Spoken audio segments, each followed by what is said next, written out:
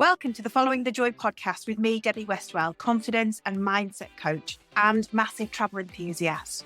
This podcast is a place to talk about being the best version of yourself, following your heart, making scary changes and having fun on this adventure that we call life.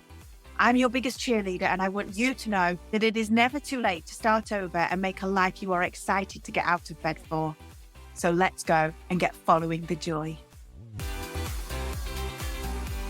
Hello. In this episode, I am chatting with Gill Gayk, who is a business coach, a fabulous lady. She just makes me laugh, and a fellow traveler, which is awesome. So we talk about goal mapping, setting goals, and understanding the emotions and reasons why we do so. And we talk about it's okay to be a square peg in a round hole if you're not fitting in. We talk about the experiences we had at different ages of when we've changed our lives, changed our careers, gone traveling. And we have a really good chat about traveling and kind of getting up to some things that we've done when we've been overseas. She was in Ecuador and I was chatting about the time I was in Mexico. And it's a really interesting episode. It kind of starts a little bit businessy, then we get into travel, then we talk about goals, and it's just fabulous, warm-hearted, and hopefully you'll get something out of this. This is really useful. So keep listening. Hi, Gill. Welcome to the Following the Joy podcast. I am so happy you're here. Yeah, thank you so much for inviting me. It's really exciting to be here. It's interesting how people randomly meet, isn't it? Yeah, absolutely. And it's definitely, I think it's a twist of fate, isn't it? Like you get put in people's paths for a reason. And we met recently on a little course that we were both interested in and kind of gelled. And here we are on a podcast together. Yeah. Oh, all right. So for all of our lovely listeners out there, Gill, just introduce yourself and tell us who you are, what you're about, what you're up to, where you've been. Oh, that'll be a really long introduction, to be fair. Not the X-rated version, no. Just, even the PG version. Yeah. Yes.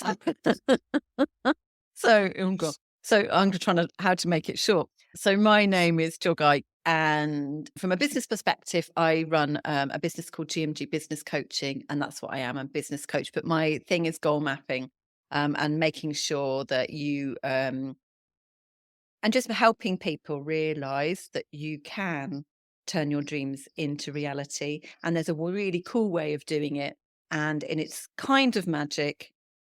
And science. It's a bit of woo-woo and science all thrown into it, which makes, I think, it a really cool way of helping you get to where you want to be.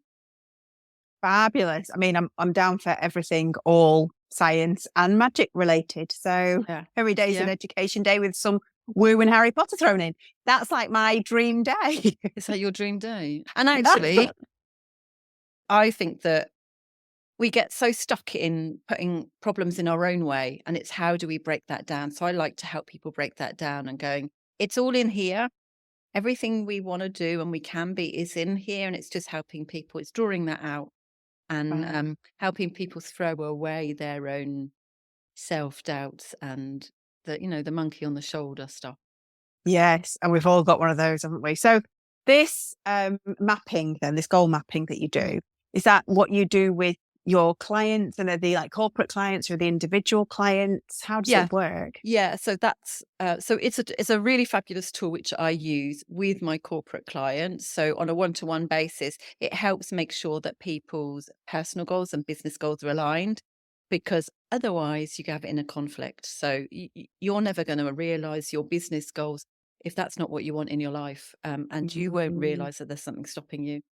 And the same thing, I work with teams as well. In a team, I don't know if you've ever worked in a business where somebody tells you what the company should be doing and then they have to sell it to you. Yes. Well, yeah. And then they spend all the time going, oh, no, you should be doing this. And everybody's going, oh, they've got no idea, those bosses. Yeah. Oh, yeah. And I think probably everybody listening is probably nodding along going, yeah, that's the company I work for now, or have I got experience at that? Or I always used to be that. The one that stirred the pot and asked the questions. Like I was always like, in fact, I think I even got employed in one of my roles because I specifically ask loads of questions. I'm like, but why? Like I understand the whole process. But why are we doing it like this? And has anybody thought about anything else? And like one of my managers was always like, okay, so we're opening the floor up to questions. Let's get it out of the way. Debbie, come on. What have you got to say? But actually, there's always, but if you're the one that can voice the questions that everybody's got, but is either too afraid to say or can't quite formulate what it is that their doubts are, it's great. And then you can sell it. But I found that if you get the team to define what it is that they want, first of all, they know the business, they know the clients, they know themselves well. And what you do is you get them to create the goals together and to work out what it is you want. First of all, you've already got their buy-in; it's their responsibility. And secondly, sometimes they suggest things that you don't even realise would be great because they know they can deliver them. But what we can do with these team goals, the most important thing with anything is why, because it's your emotions that motivate. Your emotions is what trigger what is your why. And even with a team goal, everybody in the team can have the goal, but the reason why they want the big bonus at the end of the year is different for everyone. Yeah, absolutely. And that's where New conservatory, holiday, children's stuff, paying off bills, whatever it looks like. And everybody's different. And it's that why which keeps you motivated. And and we've definitely got to hold on to the why then, haven't we? In life.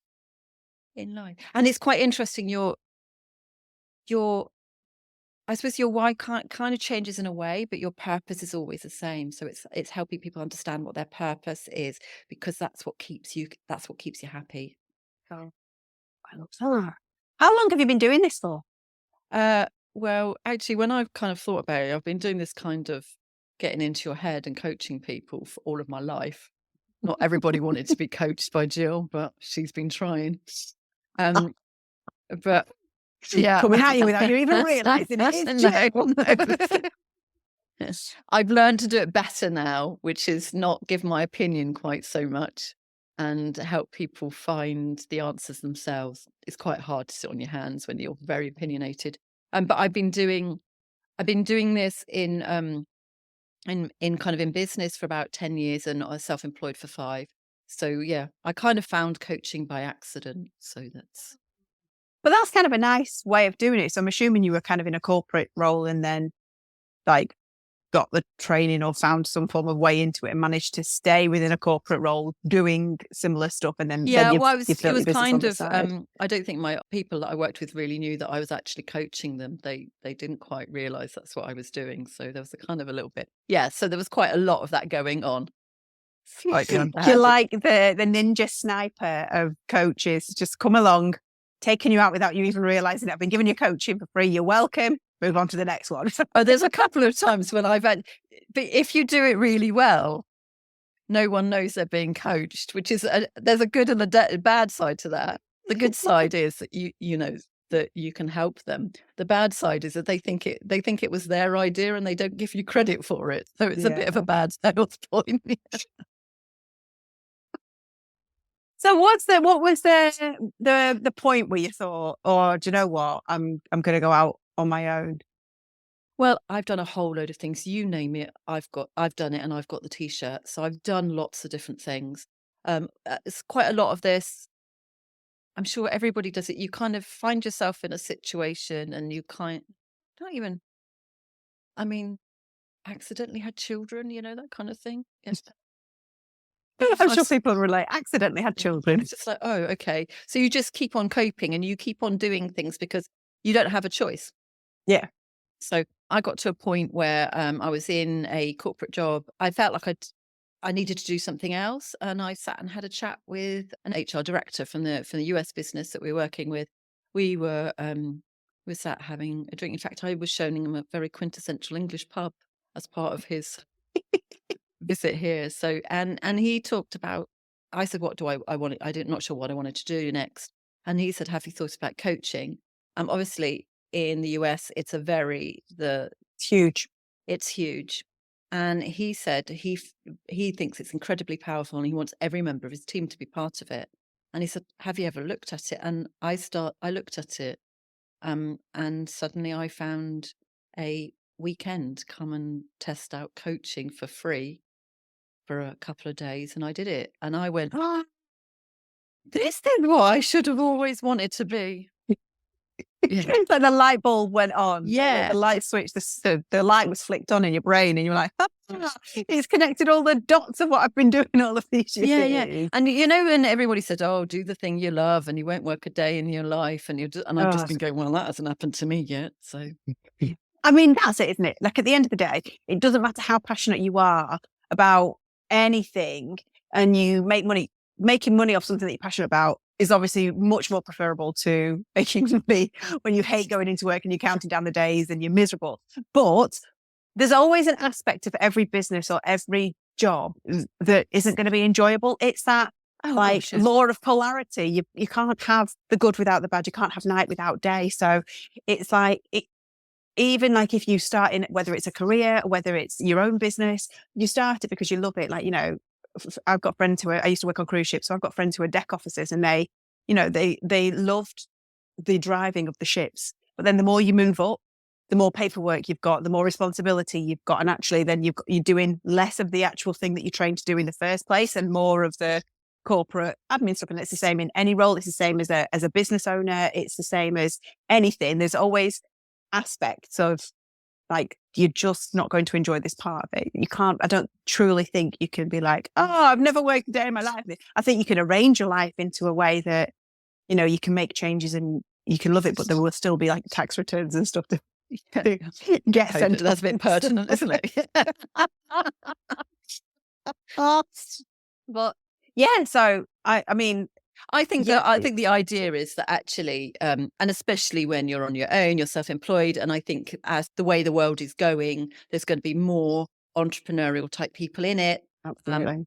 And what's really great, first of all, is having somebody that's got your back. Somebody that you can bounce ideas off is also great. I suppose what I would say that most important thing is that you have is more positive than negative. Yeah. That actually generally you're having a great time, so that the stuff you have to do that you don't like doing so much doesn't even register on your radar, or you outsource it. Yeah, well, that's the ideal way, isn't it? That's how an entrepreneur thinks, like a $1 million. Oh, no. I have a friend of mine, a really good friend of mine, that she said, I just pretend I'm the CEO of my own business. And I would say, who do I want in my boardroom? And those are the people that I get to do everything. You can't do everything in a business. No, you can't. You can't wear all of the hats. Yeah, it gets a little bit weary doing this whole flying hat. And exhausting. You end up working 7 days a week, like 24 hours a day, and like dreaming about it and everything. But yeah, and ultimately, we all get into our own businesses probably because we want some form of freedom over our diaries or downtime or the ability to whatever it is. Like, going back to the why, like what's motivating you. Yeah. And people get into businesses for those reasons, and also because they've got something to share with the world, probably, that they genuinely believe in. Exactly. So, and in many ways, what you want to do is it takes me an hour to write a social media post. A social media expert, it will take them 10 minutes. Yeah. How much is your hour worth to you in your business? Wouldn't it be better going and getting new business or having conversations or, doing some productive time? So it's actually understanding your value in lots of ways. So your value as a person anyway, your worth to the world, but also your worth in financial terms as well to your business. Yeah. And that's not even business related though. Just value your worth. Like, for anybody who's listening who doesn't have a business, like, how much is your time worth to you, and what things are you doing that you're saying yes to that in actual fact internally you're thinking, oh, I don't want to do this. Like, have you said yes that you are going to be attending that parent teacher conference? I mean, I'm sure that's probably quite important to some people. I'm not a mum, so I don't know. It's but, like coffee morning that you just said yes to. Exactly. Or you said that you would go out with your friends and like they're doing something that you don't really love, but you feel guilty because you're not seeing them for ages. And so you've said yes to it. In actual fact, like, if you're not going to be happy, don't do it. Prioritize your time, value yourself, and start putting, like you said before, like choosing what you want first to like how you spend your time and it's what your time is worth in business. Yeah. And it's not even selfishness. It's actually, you want to turn up being your best every time, don't you? So Yeah. if your friends are all going paintballing and then they're going for a drink afterwards and you don't like paintballing, but you like the drink, say, I'll meet you for a drink afterwards. So you're not saying no to them. You're saying yes this way. Yes, definitely. Okay, so you obviously had a lot of skills whilst you were in the working world, and then you were able to utilize those to build up your own Mm. business. Did you find it a struggle to transition out into your own business? I think, yeah.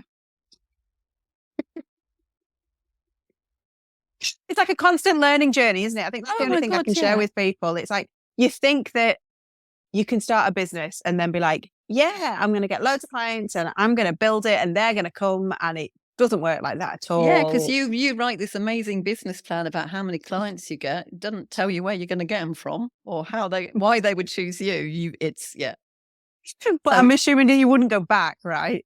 oh my, I don't think it's like, yeah, somebody I said unemployable now. So That would be all. Like I like that theory. It's almost like a little bit of a rebellion. It's like I'm unemployable. actually, the takeaway from the known festival that we did was it's okay to be a square peg in a round hole. Actually, that's what makes us Mm, different. In fact, there's a Meryl Streep quote, which is, what makes us weird and different is our superpower. And if you can embrace that, then you don't need to try and fit in. And it's such a relief not having to fit in, and yeah. actually taking that. And it takes a long while. When you've worked in a corporate environment, you're constantly towing the party line. Yes. So you are representing your business or your department or whatever. You've been given the policy and the strategy to deliver. Even if you didn't think it was a good idea at the time, you have to carry on. You have to pretend that you think it's okay. Yeah. And I think we do it. We do it right from we do it when we're at school. You do what you're told at school. And it carries on into the rest of, into the adult world. And all of a sudden you're going, So feel right. I was going to say lots of swear words. Let's. Why am I doing this? No, Yeah. yeah, absolutely right. And you're right. It's not just you're right in the fact that like you kind of get told to toe the party line or whatever in corporate, but it's school. It's from your parents. Your parents basically give you your beliefs. Like a belief isn't actually the truth. I've said this 1,000 times and I'll say it again. Belief has got the word lie in the middle of it. It's not actually a truth, but because when we're young, we don't have the brain power to process, like our brains are still developing. So we're not processing the analysis side of things. We just believe that what people tell us is true. And so then we go into school and education and we believe that what people tell us is true.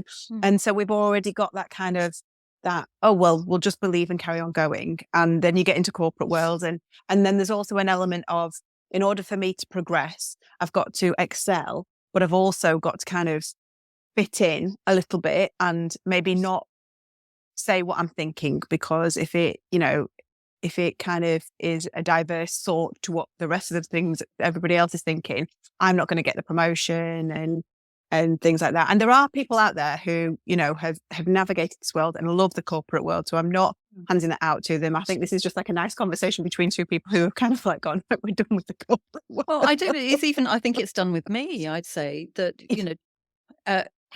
I know that I'm very good at adapting to different environments, but it gets to a point when you just go, oh, for goodness sake, make up your mind. How many times do we have to turn on this? And it becomes it becomes indefensible. And I think that's some of what it is. It's just like, I don't understand. And then sometimes, you maybe, as you become more mature and you become more fixed, you maybe become more aware of what your beliefs are and what your no-go areas are. And then maybe the organization that you work for, that it doesn't work. Yeah. They're going and your thoughts and beliefs is the same. It's a bit like a marriage, really, or any relationship. Yeah, It's a sometimes you need to separate.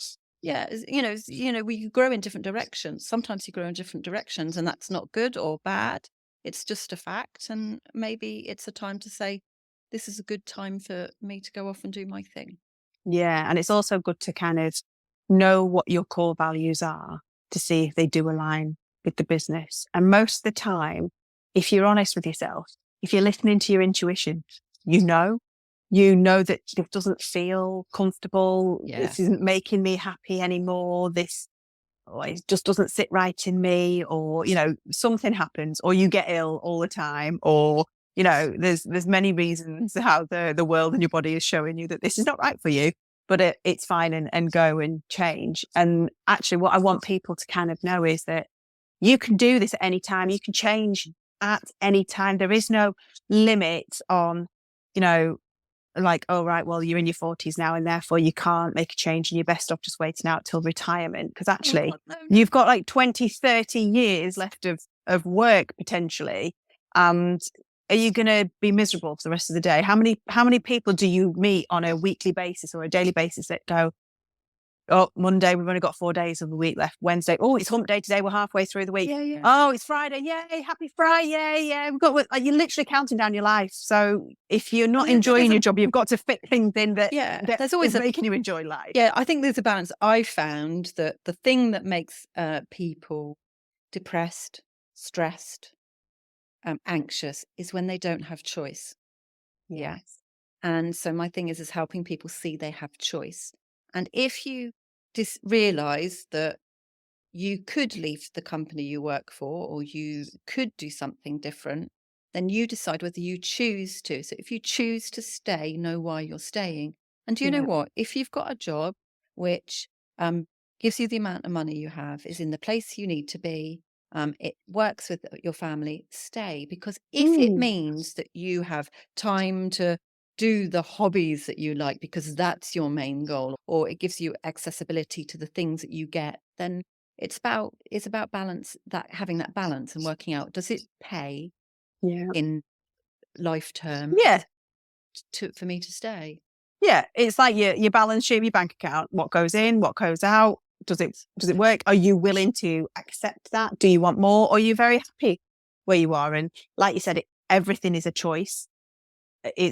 We are definitely the architects of our own lives. So like everything is a choice, and you can either be miserable with the choice that you're making, or you can accept it and like look at, like you said, the benefits of like, this job works for me because, it enables me to pick my kids up from school. It gives me like learning opportunities. I get a bonus every year. I can afford my mortgage, my beautiful house in, I don't know, Tenerife, or, like my second home, or my holidays, whatever it is. And it goes again back to that why, like, why are you doing this? I mean, maybe you work with great people and they just make you laugh every day. Yes. Yeah. And that's super important as well. Yeah. Because you can get through anything. Oh, God. I always used to say on cruise ships, you can have a really crappy contract on cruise ships with horrible passengers who are like yelling at you all the time, or a ship that's basically falling apart and limping across the ocean. But if you've got the most amazing crew around you and friendship groups, you can get through anything. You can also, to be fair, like, I like the fact that cruise ships every 2 weeks or so, you get new people on board, and so it's never going to last that long. There's always going to be something new happening. But that's a bit of an extreme example. Well, yeah. I mean, it's well, no wonder they cancelled those 18-month those 18-month cruises. They thought, oh my God, we're going to have to pop up with the same passengers for 18 months. Oh my goodness. Although I've been on world cruises, which are like 3 months. So, Yeah. Yeah. Well, it's that whole thing, isn't it? It's surround yourself with the right people, and it's quite magic when you've got the right people in your life. Yeah. Absolutely. Oh, I love and do you know that. what? We all have moments when it isn't, when it's been horrific, and I think that we talked about travel a little bit, and I've done a bit of travel too. And it opens your eyes and makes you grateful for what you've got. Yes. Where have you done, Jill? Share with us. I've done quite a little bit, but my kind of the most significant was I spent 2 months in Ecuador about 5 years ago, not quite 4.5 years ago, 2 months in Ecuador. I was volunteering at a kindergarten for children from very poor backgrounds. Most of them have either experienced or seen domestic violence. They were all hungry. And when I mean, they were literally starving, malnourished. And the Ecuadorian government had classed them as malnourished. I mean, Ecuador is not a third world company. I mean, country. It's a second world. It's a developing country. So it's very rich and very poor. But, you know, when they recognise that there's some kids, and the nursery was, their target was to increase the weight of the children. Oh my goodness. Imagine that being a target over here. You know, you just, Well, I mean, it's unbelievable, isn't it? You know, like the yeah. targets in the UK, for example, are like, you know, like increase their learning and their playing and their motor skills and stuff. But over there, it's like get them to put on weight. Yeah. Gosh. And they were being, the kindergarten was, I think it was partially financed by the government. The bit they were paying for was the food. And I mean, I don't know anybody who can understand, if you can understand a child between the age of 12 and 16 months. Normally, they're just this bundle of energy. These kids were lethargic because they were malnourished. So, so you could sit them on the floor and they wouldn't move because they didn't. It's kind of Great for the exaggerating. teachers, but not so good. Yeah, no, it wasn't. Yeah, I mean, they were. Oh, they're just beautiful. We had so much fun. I think the kids were quite slow on a Monday morning. One of the nursery teachers said, she said, it could well be possible that the last meal they had was the one they had here on Friday on a Monday morning. Oh my goodness. Yeah. Wow. That's Yeah. like Yeah. definitely eye-opening and puts everything that we think is a problem into perspective, right? Yeah. And they were just beautiful, and everyone was lovely. And by Thursday, they'd their energy levels had picked up. Yeah, so they were quite lively on a Thursday. So did you spend some time traveling around as well? You didn't just go over there and work, did you? No. So what I did is I found a really cool volunteer program where I stayed with a host family, who were awesome. I felt like I was part of the family. So Monday to Friday, I did sort of mornings in the nursery, and in the afternoon I had free time. And then in the weekends, I went off. I caught coaches and went and did things. Had the proper experience. Yeah, yeah. And listen, I don't speak Spanish. I still don't speak Spanish. You still don't speak Spanish. I understood a little bit more, and but it's very easy to travel. And the thing is, there's a whole load of people that travel backpackers. They tend to be in their 20s, not in the other end. I did have an hilarious experience. I went off to an area just inside the Amazon forest. It's a beautiful, with volcanic waters. It's called Banos, and it's kind of a spa town. Oh. But it's kind of like the tourist trap. So I stayed in a hostel because that's the best place to go. The one thing they do have is they have amazing tour guides. So you have to, in order to be a tour guide there, you have to study for 5 years. So they're quite wow. And then they have a specialism, and there's places you can go. So one of them was I signed up to go whitewater rafting, and got allocated a raft with a bunch of English kids who were all 18, and they were threatening to throw us over. And I went, listen, I'm as old as your mother. And they went, and I love that. But we had good fun. It was really good fun. I love that. Now, can I ask you a question? You don't have to answer this. How old were you when you were staying in hostels with like young people, and then you went out and did some like work over there? And so you don't have to say the age. You could say like the bracket if you want. I was my very, very late 40s. I came home and had my big birthday. I love that. I love the fact that, you know, it's not too late, is it? You know, if you want to go out and do things and experience things, if you've always had that, you know, that niggle to go away and do something, volunteer, do work, travel, whatever it is, I don't think travel affects anybody negatively. In the end, we all have negative experiences sometimes, but I think immersing yourself into a culture, just seeing how those children were, like, as I said, puts everything in perspective. All your little problems are like definite first world problems over here. Like, what am I going to wear on a Friday night to go out? Yeah, and, I mean, you know, do I choose Sauvignon Blanc or like... Exactly. Yeah. I mean, more than 50% of the population in Ecuador have a transient job, so they don't have a salary. Even the people that work from the government aren't necessarily guaranteed to get their salary every month. So, they are. It is literally. There's a whole load of people. They go to Colombia on a Thursday night, Friday morning. They go and buy a whole load of things because it's slightly cheaper over there, and they sell it on the streets on Saturday morning or on the Wow. bus. Wow. Oh my God, that was an experience. It was like, those shopping channels on TV. We had them in the coach on the way to the coast. I mean, it was amazing. I love it, but just that in itself, like we don't have that over here in the UK. I don't think you have it in the States and things like that. It's like it's just normal over there, so it's like a culture shock, but it's a great culture shock, isn't it? I guess. Yeah, there's music on the bus. There's always proper Latin American music. They decorate their bus. It's all brightly coloured. Yeah, it was cool.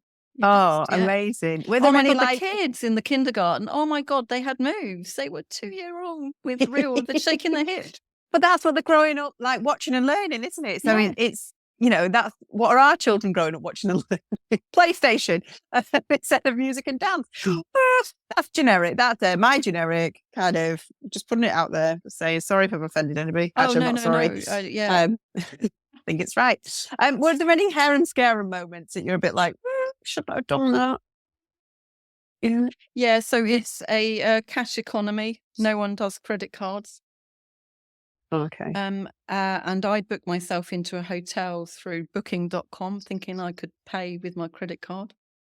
Oh. And I couldn't. So, and when I say cash economy, you stash your cash. So there was some down my bra, some on my shoe. So, yeah, if you get held up, you get held up. It's a kind of, but I didn't feel unsafe. So I was in a fabulous place. We'd gone to what's called the poor man's Galapagos.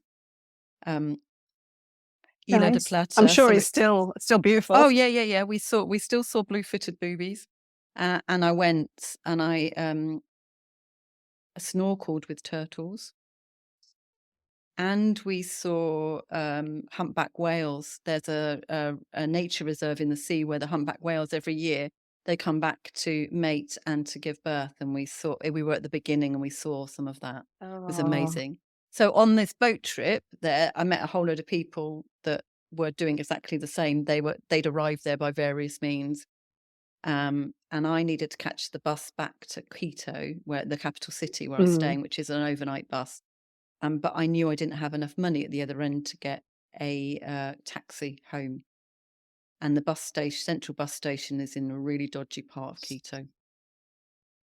And let's say they're very small, Ecuadorian, small, dark.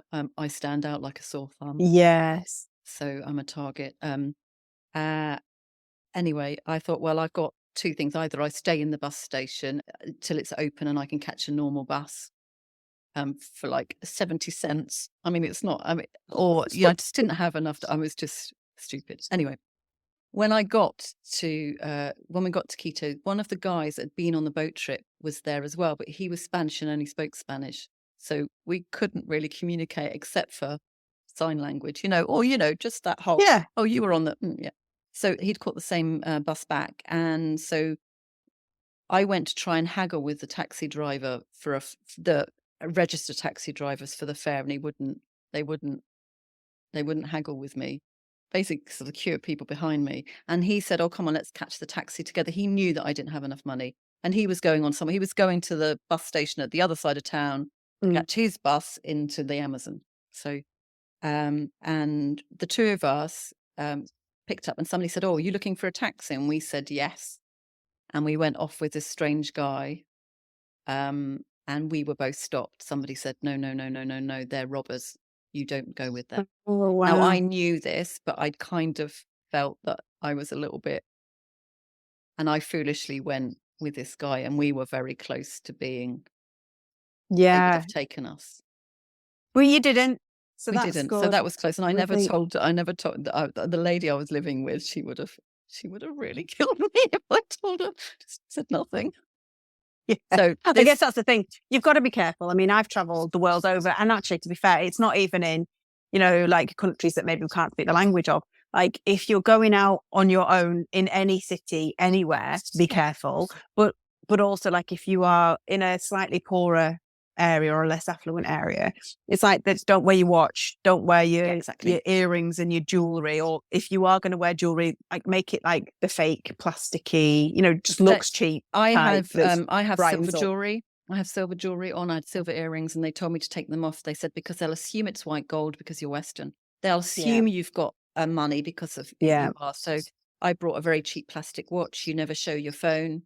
Yeah, and it all those kind of. It doesn't take away from the experience. It's just you've got to be conscious of the safety aspect of things. Don't wear your flash new trainers because someone will rip them off. But that's like that. You can go down. I'm sure there's dodgy parts of Brighton as well where it's like or Bournemouth. It's the dodgy parts of everywhere, isn't there? That you wouldn't necessarily walk on your own in the middle of the night, or you wouldn't want to flash that you've got the latest iPhone or whatever it is. So it's just being sensible. But like the world of travel is amazing. But I've had a story similar to your, like, I've got no money. I arrived in Mexico and got my bus ticket to go into. I mean, it's a place that I've been to. I was going from Cancun into Playa del Carmen, but I was arriving late at night in Playa del Carmen, and on the bus, as I was getting on the bus, I was thinking, oh no, I've got no pesos, so I can't catch a taxi to my hotel, and I'm not quite sure where I've booked my hotel. It was literally one of those last minute.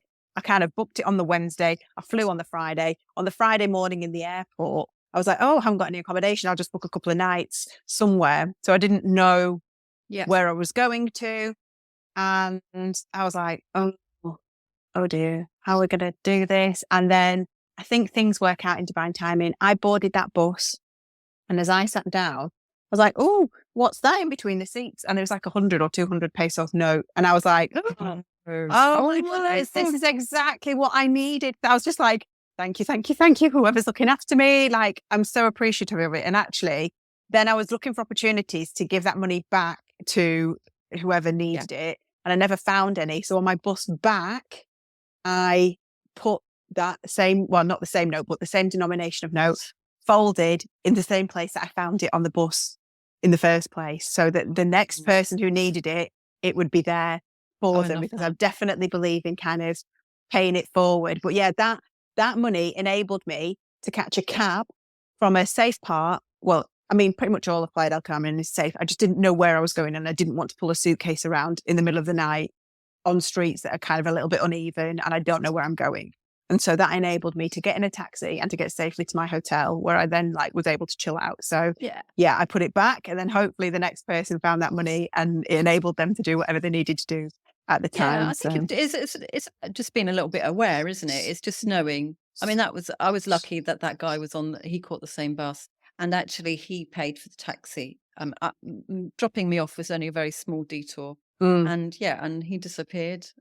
And he's probably one of those long lost thank yous, I need to say, isn't he? I'll just pay it forward with intent and kindness, I guess. Exactly. So.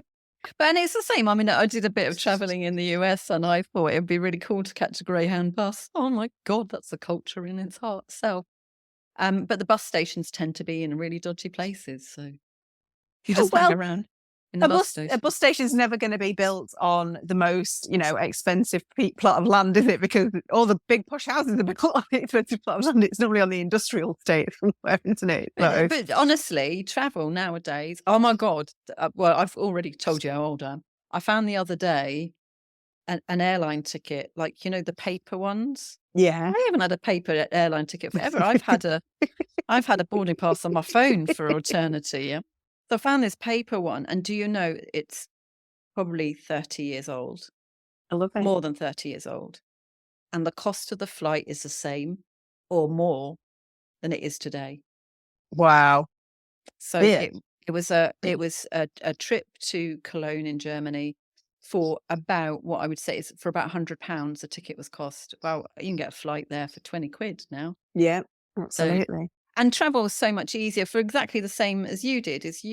I've just booked something online, and I did the same. I booked on booking.com, even in Ecuador, where, not everybody's on the internet. And then, although that's not true, everybody's connected. We've got Uber. I've booked Uber. I've booked Airbnbs. Yeah. In certain countries, you find out what thing works the best in that country. Oh my God. In the US, Uber's amazing.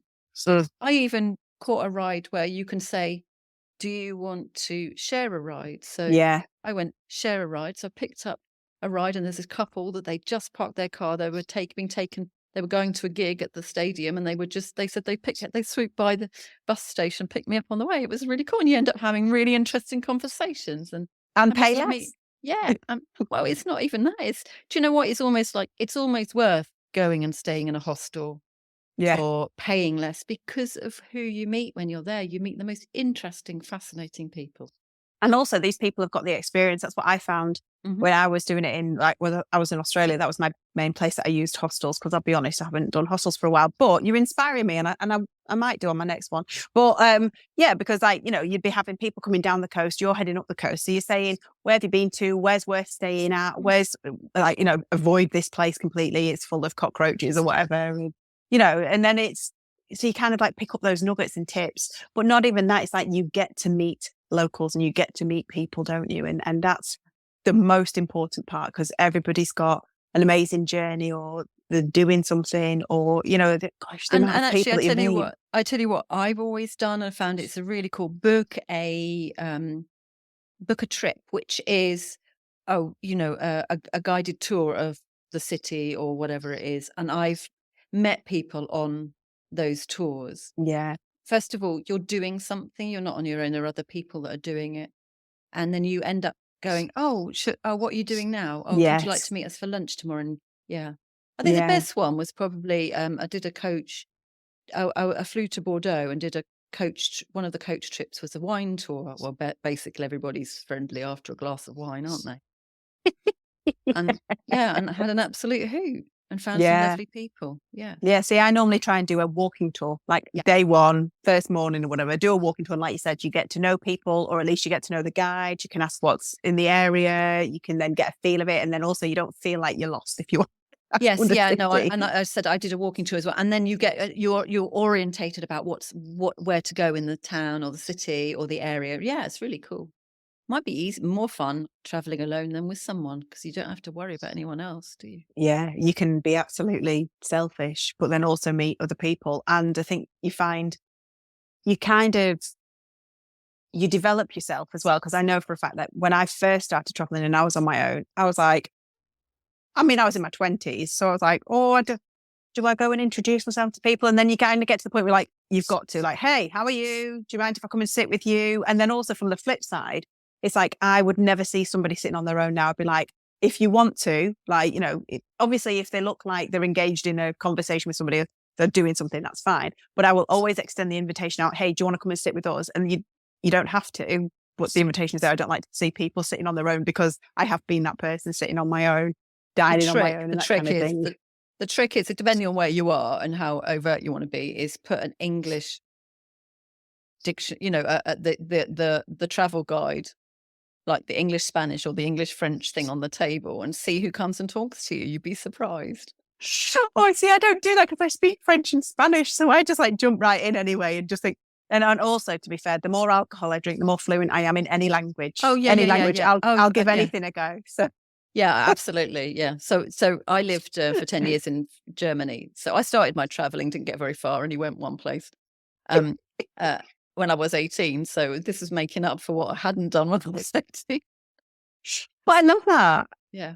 I love it. You're never too old to travel. You're never too old to start afresh, try something new, do something different. So I also did that whole thing. I took a year out when I was 18, didn't come back to this country until I was 28. Then I decided I'd try university. Yeah. So there's no set path in life. Yeah. And actually, you just bring a different perspective to it. It brings a different perspective to you. So don't ever shy away from those goals. There's always a way around it. There's always a way to achieve it. Don't put the barrier in your own way. I think it's and like you said before, actually, it's okay to be that square peg in a round hole and feel like you're not fit in, because actually you'll find somewhere that you will fit in, or what makes you not fit in actually is your superpower, because there'll be other people experiencing that, and then you can. It makes you help those people. Yeah, it makes you interesting. So like you always go, oh, the person's so interesting. You never think it's you. Actually, do you know what? Maybe it is you. Yeah. I can't tell you how many people I've spoken to who said, I've got a podcast. And they're like, oh, I don't really have anything to say. People wouldn't find me interesting. I'm like, yes, they would. Yes, you will. We've all got an interest in life. We've all got a story. Nobody's plain sailed through the whole of their life. There's always something going on, because that is the nature of life, isn't it? There's death involved. There is adventure involved. There is, diet involved. There is dating involved. It's Oh my there's just God, a plethora of everything. Listen, everyone's got a funny story from going to the supermarket, haven't they? I mean, everyone. Probably. And if you haven't, go to the supermarket and just hang around, or smash a few shelves on the way. Don't. I didn't incite any form of you're not violence inciting there. violence. No, I'm not No, inciting no. anything. So this is where the power of positive thinking works. You know, that whole thing where if you don't look for it, you don't see it. So it's that whole thing is you think you've brought a car that no one else has, and then all of a sudden you see those cars around. That is because you suddenly put that in your conscious mind. Yeah, so you become conscious, you become aware. So this is exactly the same. This is how the magic with the goal mapping helps, because once you put that intention out there, first of all, you've told yourself that's what you want to do. Yeah, so you've defined your goal. Mm. And you've set your intention to your subconscious. So you've given that signal, look out for this. This is what I'm looking for. Then you tell your friends what you're looking for, and all of a sudden they're looking for it as well. Yeah. So if you tell yourself there's always a funny story at the supermarket, I bet you next time you go shopping, you'll see one. Yeah. And we want to hear what it was. Yeah. Answers on a postcard, please. Yeah. Your funny story. So your goal mapping sounds a little bit like a vision board, but I'm assuming there's more in depth to it than that. So I'm going to do the spiel on you now. Okay. Go on, hit me with the spiel. So Harvard Business Review, Harvard University have done a study about the power of writing down goals, and they studied their alumni, and basically they said of the 100 students that left, the ones that had goals were 20% more likely to have achieved them 10 years on. Wow. The ones that had written down those goals were 30% more likely to have achieved them. Yeah. Yeah. So having a goal is the first step. Writing it down is the second step. We also know that vision boards are very powerful because we remember things in pictures. We see things in pictures. We imagine ourselves in pictures. You know, your best day. You know, if you think about going on a holiday, you're imagining yourself at the beach or down a ski slope or whatever it is. When you think about something, you think about it in pictures. You dream in pictures. So it's very powerful. So that's the creative side of your brain is pictures. The logical side is writing things down. And so what we do is we combine the vision creativity with the written down strategy to have what we call whole brain activation. So incredibly powerful. So you bring them together.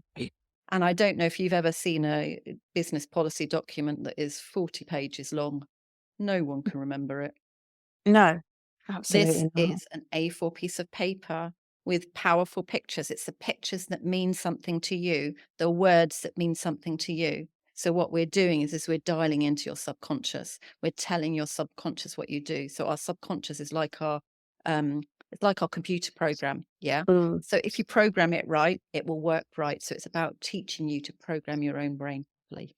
All right, so let me ask you a question then about goal setting, which might help all of the listeners. So when you, I mean, this maybe is just a personal one for you, setting your goals or goal setting in general, do you do it 5 years out, 1 year out, 90 days out, 1 month? Do you do all of them? Yes. So what we do is we encourage you to do, there's lots of different types of goal maps. So you can do a goal map for your health and well-being.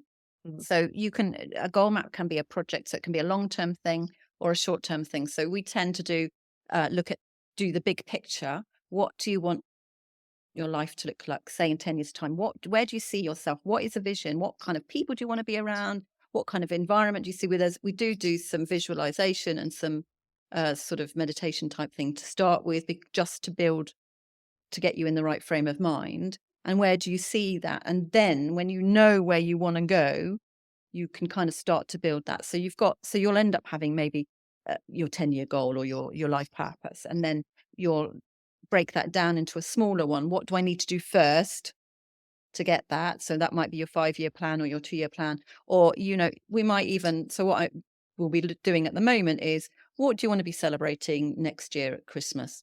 Yeah. Yeah. So what is it you want to be celebrating next year at Christmas? And so how can we get there? What do you need to do first? So that is your 12-month plan, and probably break it down into 90 days. Okay, what do I need to activate first? And let's check in every quarter. But, some people need a little bit more encouragement, or they need a bit more accountability. So we have a call every week or every month. Yeah, because I was going to say it's like, it's all right writing them down, and like, obviously you've got a goal, 20% more likely to achieve it. Yeah. But if it's all right writing them down, it's all right creating them. But if you're not looking at them regularly, like. So, and that's the other thing. So what we do is we have a very good process. Well, first of all important documents you sign. Yeah. Oh, so it's a signed document. Yeah. The second one is there's a little bit of, so some of the goal setting is a little bit like mantra. So you say it, you look at it every day. So you have it somewhere prominent. A friend of mine, she has it in her wardrobe. Every time she gets dressed in the morning, she sees that. Mine's by the kettle every time I make a cup of tea. Yes, that's such a good place to put it. Yeah. So you see it, you read it back to yourself.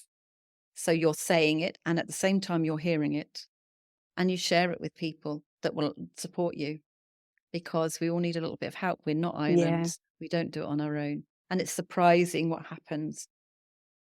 Yeah. Also, it makes it a lot more real when you're saying to somebody, this is my aim, this is what I'm going to aim to do. Those days when you go, I just don't want to do it today, because you've already shared it with somebody, it's like, oh no, I've got to do it now. And by saying it, you've committed to it. So you're kind of like, I know sometimes it might be a bit scary to say it out loud, and you just might go, oh God, will it? Yeah. Yeah. But actually, once you've said it, you've committed to it. Yes. I love that. So this is a lot of it is this. So when you talked about how was it leaving corporate life, it was like an onion peeling off the layers.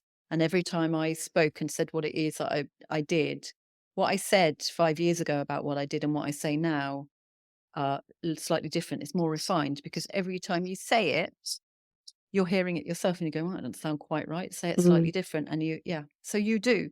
And if you say it, you're hearing it yourself. So if it's that mantra, I am amazing, you say it enough, you'll believe it. Yes. And same with the saying, if you am, I am not. So yes, definitely watch the words that you are saying to yourself. Words are very, very powerful. So yeah, and actually there's something quite interesting about the power of the subconscious. Subconscious doesn't necessarily recognize the negative. So if you say, I don't want to smoke anymore. Yeah, it'll just look at smoking more. Yeah. And it's the same with diets. Yeah. If you say, I don't want to eat anymore, all you'll do is think of food. Yeah. If you say, I want to be healthy. Yes. I want to be healthy. I want to feel better, sleep better, want my skin to glow. Yeah. Then you will start to do all the things to make that happen. Yes. Because it's almost like you give the instructions to your brain, and your brain goes, oh, I know, I've got a clear path now. I'm going to start finding the ways of making this true, making this feel right. I'm going to find the puzzle pieces that fit together to make sure that this makes sense. And it'll do it good or bad. So absolutely. And there's a reason why we say, be careful what you wish for. Well, it's that thing. If you think you can or you think you can't. Yes. You're right. You're right. Absolutely. Oh, I think that's such a good place to finish it, Gill. You've been fabulous, and thank you ever so much for spending your time and talking to us today. Where do people find you? Tell us again. I'm mostly on LinkedIn. My name is Gill Gayk. That's Gayk. I'm the only one in the world, which is scary. Yes. It was scary. What if I mess it up? But it's fine. GMG business, gmgcoaching.co.uk. Connect with me on LinkedIn. You'll find me on Facebook as well. Connect with me. Give me a shout. I'm always happy to have a chat. Yeah. Talked about goal mapping. Yeah. And I know that because I've had a chat with Gill, and it just went on forever because we were just we had to put We had a lot. I just want to know what else you get up to too, Debbie, because you're really interested in what you're. Well, we can catch up at another time. Yeah. I'll listen to the podcast. I'll listen to your podcast and I'll know when. No, I don't share all my stories there. I think the best way of finding out some of my travel stories are sitting down and buying me a drink. Then I will start to open up, because some of them probably I don't want my family to know, or I've either forgotten about them and they'll come back if like prompted, or they'll just be like a little bit, oh my goodness, I can't believe I did that. So I'm just only going to tell you if I've had a little bit of like Dutch courage.